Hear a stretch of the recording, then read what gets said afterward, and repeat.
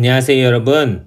오늘은 선생님하고 3.3 운동 법칙의 응용, 그러니까 뉴턴의 운동 법칙을 어떻게 좀 더 시그마 F는 ma를 조금 더 복잡한 상황에서 어떻게 쉽게 접근할 수 있는가, 개의 관점에서 얘기를 해보도록 할 겁니다. 그래서 전부 다 여태까지는 같은 가속도로 운동하는 물체가 두 개, 세 개더라도 같은 가속도로 운동하는 물체 상황으로 얘기를 했었는데, 이번에는 각각 다른 가속도로 운동하는 상황을 생각하고 그것에 영향을 주는 게 결국은 시그마 F는 ma로 다 귀결이 된다라는 것을 얘기해 볼 건데요.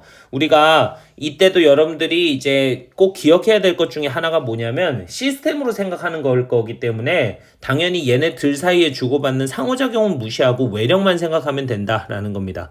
이게 무슨 얘기냐면 여러분들이 어떤 문제를 봤을 때 그 문제를 조금 더 직관적으로 풀기 위해서 시스템적으로 생각을 하는 건데, 그 시스템적으로 생각을 할 때는 결국은 한 덩어리의 물체라고 생각하고 외력만 고려하겠다라는 겁니다. 서로 주고받는 장력이라든지 수직항력이라든지 그러한 이제 내력은 생각하지 않고요. 두 개는 무조건 쌍으로 작용하는 건 무조건 없애고, 얘네들이 각각 M1이라는 물체는 A1이라는 가속도, M2라고 하는 것이 A2라는 가속도 등등등으로 여러 개의 가속도 값을 갖는다면 오케이, 다 받아들이겠다 그거예요. 단 받아들일 때 얘네들을 각각 다 빼먹지 않고 생각만 해주면 된다라는 건데요.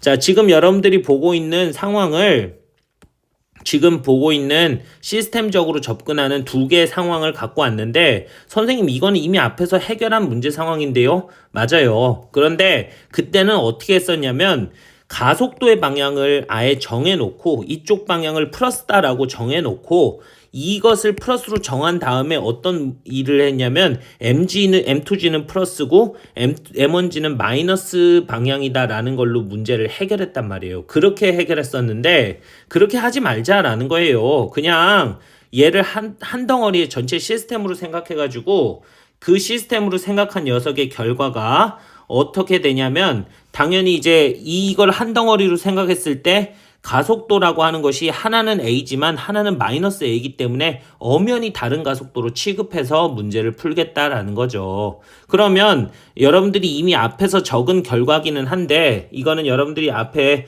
배운 거를 잘 뒤다 보시고요. 그러면 이때 여러분들이 이 F라고 하는 것이 뭐라고 선생님이 가르쳐 줬냐면, 양쪽에 걸리는 장력 T를 생각했을 때 이 T만큼의 장력이 걸리는 게 이제 도르래를 지탱하는 고정 도르래를 지탱하는 힘이다라고 설명을 했고, 그 값이 이미 얼마라고 여러분들한테 가르쳐 줬냐면 M1 플러스 M2 분의 4의 M1 M2 G다라고 하는 것의 결과를 이미 여러분들한테 설명을 해줬습니다.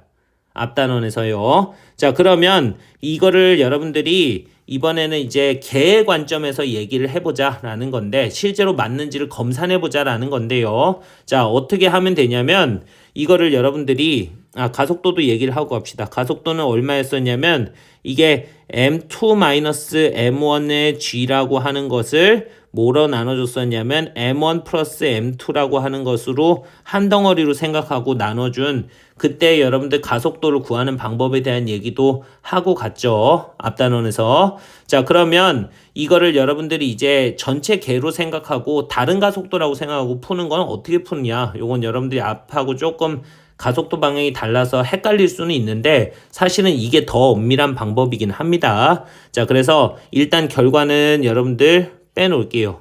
문제 푸는데 이제 중요한 제대로 풀었는지만 체킹하기 위해서 결과는 선생님이 위에다가 뽑아 놓을게요.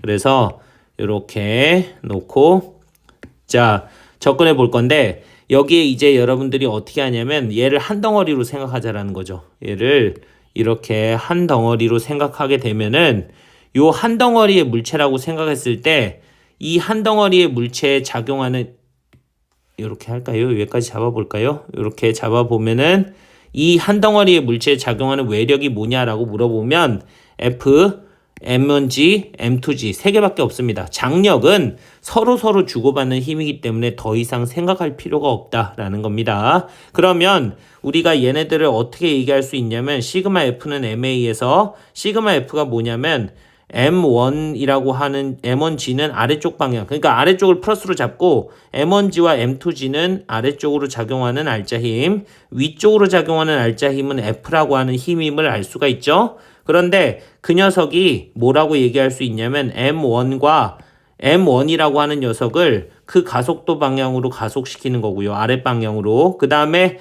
M2라고 하는 녀석은 오히려 M1이 마이너스 A네요. 쏘리. 여기에 마이너스 A를 이렇게 얘기할 수 있을 거고 M2는 플러스 A만큼의 가속도를 갖는다라고 얘기할 수 있을 거고 그 정도로는 어차피 질량도 무시하고 이제 어차피 움직이지도 않으니까 생각할 필요 없겠죠. 그러면 여기서 이제 이 F라고 하는 값이 뭐라고 얘기할 수 있냐면 이 가속도 값에 뭐를 집어넣냐면 M1 플러스 M2분의 M2 마이너스 M1의 G다라고 하는 값을 이렇게 집어넣으면 될 건데 이건 여러분들이 생각해보면 M1 플러스 M2분의 M2 제곱 마이너스 M1 제곱이다라고 하는 결과를 얻어낼 수가 있을 거고 그걸 여러분들이 F라고 하는 값에서 빼주게 되면은 당연히 여러분들이 뭘 얻을 수 있냐면 4M1 M2라고 하는 값을 얻어낼 수가 있을 겁니다.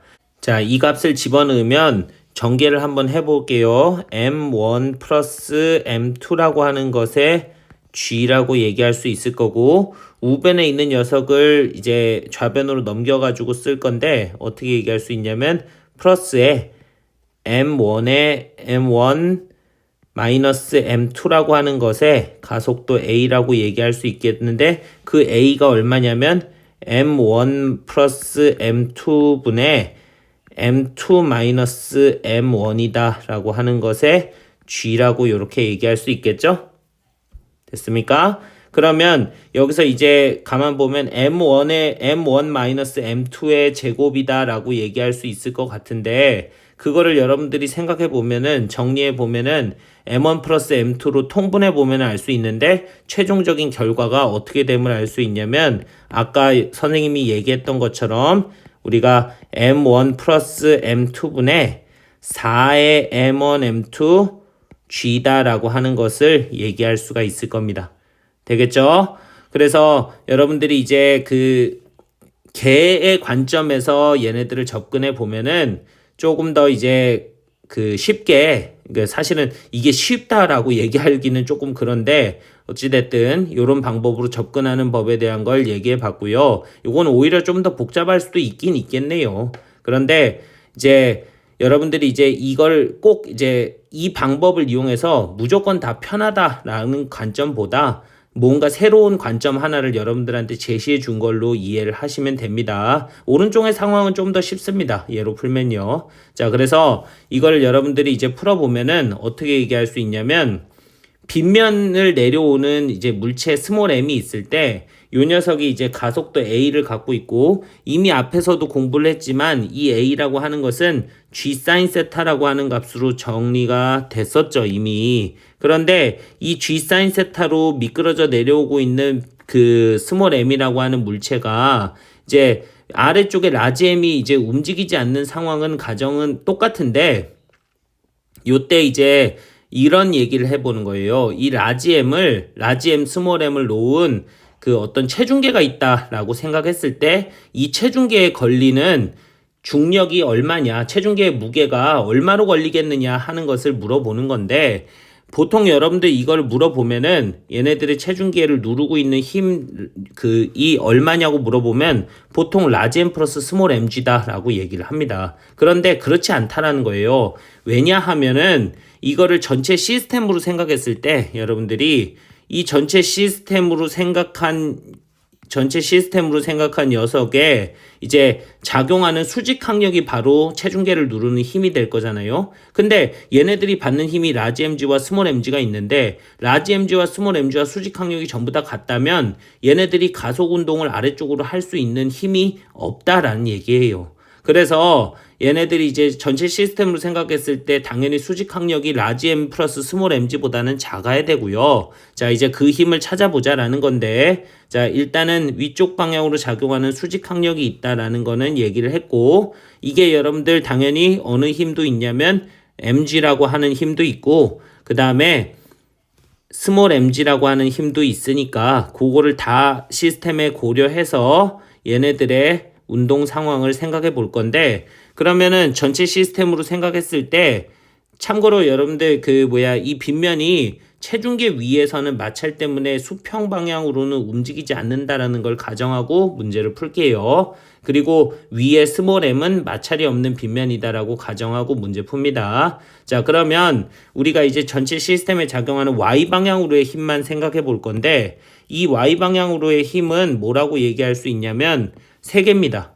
라지 mg라고 하는 것과 스몰 mg라고 하는 것, 그리고 수직 항력이다라고 하는 것. 그게 바로 체중계를 누르는 힘이죠. 그 다음에 이 녀석이 라지 m이라고 하는 녀석은 가속도가 0이고요. 어차피 얘네가 체중계 위에서 움직이진 않으니까 수직 방향으로. 그리고 여기다가 이제 더해지는 게 스몰 m의 가속도의 y 성분일 건데, 그 가속도의 y 성분이라는 게 결국은 뭐에 의해서 결정되냐면 이 a라고 하는 것을 수직 방향 ay와 수평 방향 a 분리를 할게요. 이거를 색깔 좀 구분해서 a의 y와 a의 x로 이렇게 구분해 줄 수 있을 건데, 참고로 요 녀석이 g 사인 세타인데 빗변의 길이가 g 사인 세타인데, 그거를 이제 직교분해를 해가지고 여러분들이 a의 x 성분과 a의 y 성분으로 분해를 하면 당연히 여러분들 a의 y 성분은 뭐라고 얘기할 수 있냐면 g 사인 세타라고 하는 값에다가 다시 한번 사인 세타를 다시 취해 준 거다라는 것을 얘기할 수가 있겠죠. 즉 사인 제곱 세타다라는 겁니다. 자, 그러면 여러분들이 최종적으로 얻을 수 있는 수직 항력이다라고 하는 것은 라지 mg 뿐만이 아니고 스몰 mg에 1 마이너스 사인 제곱 세타다. 즉 1 마이너스 사인 제곱 세타는 코사인 제곱 세타이기 때문에 여러분들이 이제 그런 값을 얘기할 수 있을 거고, 이 녀석이 누구보다는 작을 거냐면 라지 m 플러스 스몰 mg보다는 작은 값이다 라는 것을 얘기할 수가 있겠죠. 자, 그리고 여러분들이 이제 이거 말고 이제 추가적으로 뭐까지 얘기를 할 수가 있을 것 같냐면, 우리가 얘네들의 수직항 y 성분만 생각했는데 x 성분의 개의 가속도는 생각하지 않습니까? 그러면 그 힘은 도대체 그 가속도는 어디서 오는 겁니까? 라고 물어보면 당연히 알짜 힘이 있으니까 와야 될 건데, 그 알짜 힘의 방향이 어느 방향으로 작용할 거냐면 이쪽 방향으로 작용해서 그러니까 빗면을 움직이지 못하게 마찰이 작용하게 될 건데, 그 마찰력의 크기가 당연히 뭐를 결정할 거냐면 이 스몰 m이라고 하는 것이 X방향으로 움직일 수 있게 하는 알짜 가속도가 되겠죠. 알짜 힘이 되겠죠. 그래서 여기다가 여러분들이 G 사인 세타에다가 코사인 세타를 여러분들이 집어넣게 되면은 최종적으로 얘네들의 마찰력의 크기와 방향까지 설명할 수 있는 문제가 된다라는 겁니다. 되겠죠? 이렇게 여러분들이 마찰력과 수직 항력에 대한 것을 이제 개의 관점에서 생각해서 좀 더 쉽게 풀 수 있다라는 것을 설명한 겁니다. 자, 그러면 이렇게 여러분들이 운동 법칙의 응용을 이용해서 풀 수 있는 예제 상황 중에서 어떤 것들이 있나를 지금 좀 볼 건데, 자, 지금 여러분들이 보면은 아래쪽에 이제 할리데이에 나와 있는 유명한 예제 중에 하나긴 한데요. 선생님이 조금 문제를 변형을 했습니다. 자, 10kg의 원숭이가 줄을 타고 올라가고 있는데, 이 줄은 고정도르래를 거쳐 15kg의 바나나 상자에 연결되어 있습니다. 자, 그래서 이 원숭이가 바닥에 놓인 바나나 상자를 들어 올리려면 최소한 얼마의 가속도로 올라가야 하는가 하는 건데요. 이거는 여러분들이 이제 바나나 상자가 들어 올려진다라는 것에 너무 포커스를 맞추지 말고, 이게 결국은 들어 올려질 최소의 가속도, 최소한의 가속도라는 게 결국은 얘네들이 들어 올려지는 순간에 수직 항력이 0이 되어야만 들어 올려질 건데 그 임계 상황에서의 이꼴 문제, 이꼴 가속도 문제다라는 겁니다. 수직 항력이 0이라는 게 무슨 뜻이냐면 결국은 얘에 작용하는 장력의 크기가 중력의 크기와 같아지는, 그런데 선생님이 편의상 이제 상자의 질량을 라지 m으로, 그 다음에 원숭이의 질량을 스몰 m으로 이렇게 놓고 이제 라지 mg라고 하는 힘이 장력과 평형을 이루어 가지고 수직 항력이 0이 되게 하는 순간을 찾겠다라는 건데요. 그러면 이 라지 mg하고 장력이 같아지게 될 때 그때 가속도가 도대체 얼마여야 되는 거를 묻고 있다라는 거예요. 이래야만 수직 항력이 0이니까. 그러면 이때 여러분들 그 원숭이가 받는 힘을 생각해 보면 장력이 양쪽으로 항상 작용을 할 거니까 이쪽 방향으로도 장력이 작용할 거고, 그 장력의 크기가 있고 아래쪽으로 분명히 얘가 받는 mg가 있기 때문에 그 mg 두 개가 합쳐져 가지고 최종적으로 가속도를 만들어낸다라고 얘기할 수 있겠죠. 그래서 원숭이의 가속도가 충분하지 않으면 절대 바나나 상자가 들어 올려지지를 않습니다. 그러면 이거를 여러분들이 이제 어떻게 얘기할 수 있냐면 T라고 하는 것에서 mg라고 하는 것을 뺐을 때 여러분들이 ma라고 하는 가속도 값을 구해낼 수 있는 건데, 이 T가 뭐가 되냐면 라지 mg가 되는 상황을 묻고 있는 거죠. 그래서 이거를 여러분들이 이제 뭐라고 답을 할 수 있을 것 같냐면 가속도의 크기가 라지 m 마이너스 스몰 mg를 뭐로 나눠준 거냐면 스몰 m으로 이렇게 나눠준 거다라는 것을 얘기할 수가 있겠죠. 그래서 이걸 여러분들 값으로 구해보면 어떻게 얘기할 수 있냐면 최종적으로 5m/s 제곱의 가속도가 됨을 얘기할 수가 있습니다. 되겠죠? 자, 그런데 지금 여러분들이 본 이 상황을 선생님이 이제 시스템적으로 문제를 좀 접근해 볼 건데, 자, 어떻게 시스템으로 문제를 접근할 거냐면 이번에는 가속도의 방향을 정해놓고, 이 문제의 가속도 방향을 정해놓고 줄과 원숭이와 상자 개만 생각하는 거예요. 도르래 개는 생각하지 않고요. 그러면 도르래와 줄과 원숭이 개만 생각한다면 그때는 이제 우리가 어떻게 생각할 수가 있냐면 이 녀석을 가속도 방향을 기준으로 해서 힘 방향을 생각한다라고 방금 전에 얘기를 했죠. 그래서 선생님이 이제 다른 예시를 개로 접근하더라도 방향을 다르게 잡는 두 가지 예를 다 설명해 준 거니까 헷갈리지 마시라고요. 그래서 이거를 여러분들이 첫 번째 푸는 방법 말고 당연히 이제 개의 문제로서 접근하는 게 이 단원의 핵심이니까 이걸 여러분들이 개의 관점에서 생각을 하게 되면 어느 방향이 플러스 방향이냐면 더 이상 이제 장력은 생각하지 않고 라지 mg라고 하는 힘이 있고 반대 방향으로 스몰 mg라고 하는 힘이 있죠. 맞습니까? 그리고 여기에 이제 수직 항력이 원래는 원숭이의 가속도가 충분하지 않다면 수직 항력이 분명히 존재를 할 건데 그 수직 항력 방향이 당연히 이렇게 작용하는 수직 항력일 거니까 이게 평소에는 있다라는 거예요. 바나나 상자가 들리지 않을 거니까. 그런데 이게 스몰 m이라고 하는 원숭이를 A로 가속시키고 있는 가속도 아닙니까? 그런데 내가 원하는 상황은 이게 0이 되는 상황의 임계 얘가 도대체 얼마인가를 물어봤다라는 겁니다. 그러니까 당연히 똑같이 답이 나오게 될 건데 라지 m 마이너스 스몰 m이라고 하는 것의 G값을 스몰 m으로 나눠주면 된다라는 것을 알 수가 있겠죠. 그래서 여러분들이 이제 똑같이 시스템으로 접근해서도 답을 얻을 수 있으니까 여러 가지의 예제 상황을 보고 연습해 보길 바랍니다. 알겠죠? 자, 오늘은 여러분들 개에 작용하는 외력과 각각의 물체가 가속도를 가질 때 뉴턴의 운동 법칙의 응용 상황을 알아봤고요. 이런 상황이 여러분들이 접할 수 있는 뉴턴의 운동 법칙 상황 중에 가장 어려운 상황이니까 몇 개의 예제들 같이 공부해서 꼭 마스터할 수 있도록 하세요.